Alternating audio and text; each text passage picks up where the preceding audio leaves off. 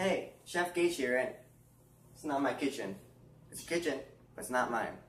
So today, we're going to be making chips in a bowl.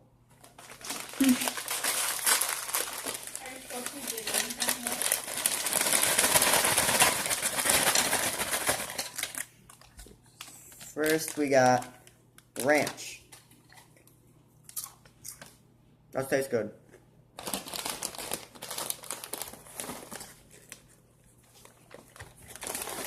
What do you want me to do? You know cameraman can talk, right? You're allowed to talk. Okay, you need to tell the brand, and I don't have to tell the brand. and where you got them.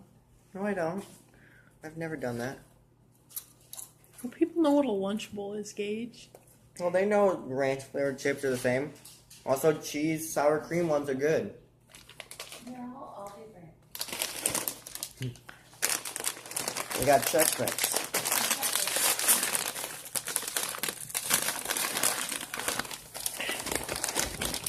Chex Mix.